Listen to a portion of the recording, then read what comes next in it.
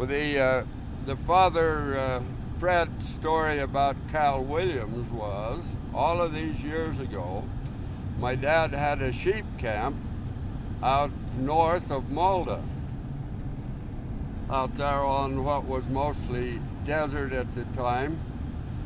And he knew Cal Williams, and Cal Williams came riding up to the camp. It would be a camp wagon, and he was riding a little Mustang horse, and he had captured that horse out on the desert, wanted to trade horses.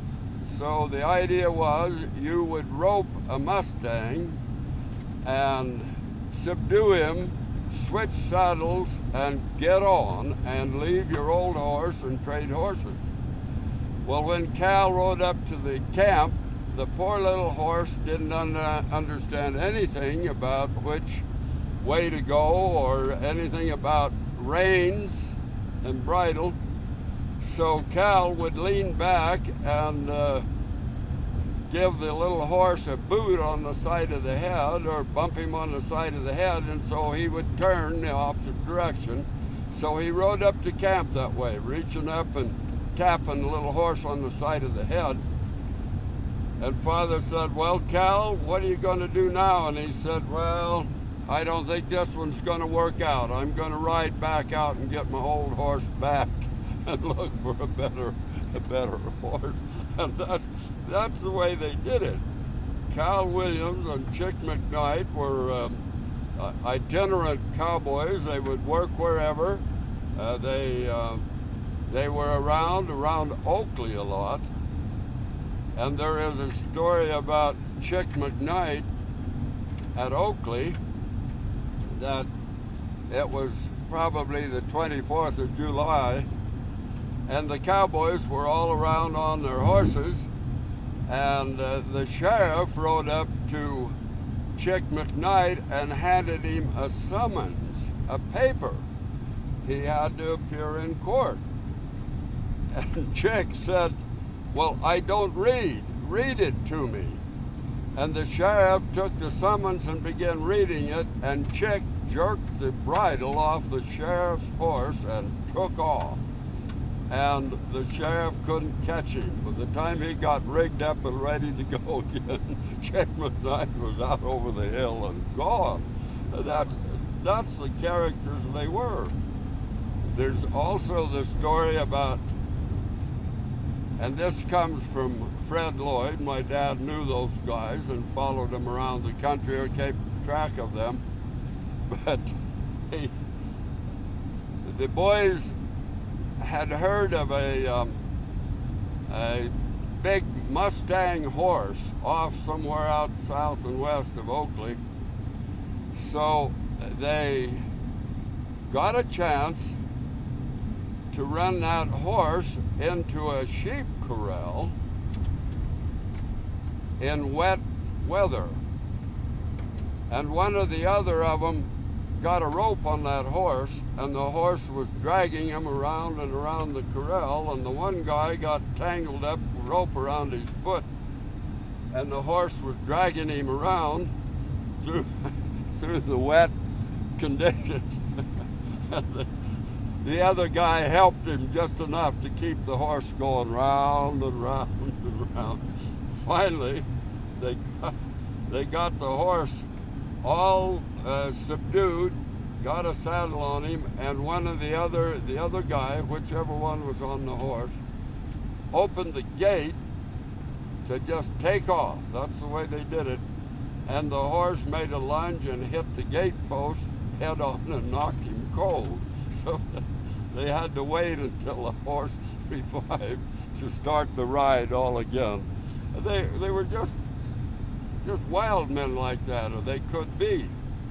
And my father said he saw Chick McKnight on a runaway horse around one of the ranches, and the horse was running right down a fence line. And when it got just right, that man jerked that horse's head to one side and hit a post. And Father said that was the most awesome wreck you could see. When that horse got up, the rider was back on and there was no more runaway. Can you imagine something like that? You just can't imagine how their ability and to do that, to take a wild horse like that and... Now we have a picture, Arlo has a picture of Ted King and Crandall Eames, and we think Chick McKnight and Cal Williams at Oakley, all in their riding gear and the way they would appear at one of these things, like when the sheriff wanted to read the summons, started to read the summons to Chick McKnight. Now, if indeed that's Chick McKnight, and Jim Sheridan can't say for sure, but if that's true, that's one of the only pictures in the whole area of Chick McKnight. Now, there's no question, but McKnight and some of those people had some connections to southern Utah, and certainly knew people as part of Butch Cassidy and some of those people.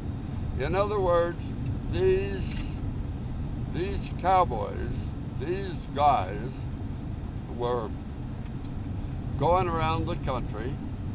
They were all part of the thing where a lot of people with various experiences moved into southern Idaho. The area over the lava beds over Minidoka country and that part of the world were, it says in the history books, in the late 1870s and late 1880s, were the most outlaw-ridden place in the United States. Everybody had been run out of somewhere, Virginia City, Montana, or the gold fields in Idaho, or someplace in California. And so, all right, still people were going around the country, certainly characters.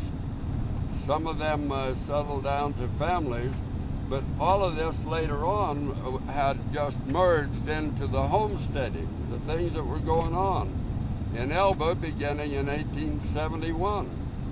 So, okay, these families now have been located in these little communities for generations.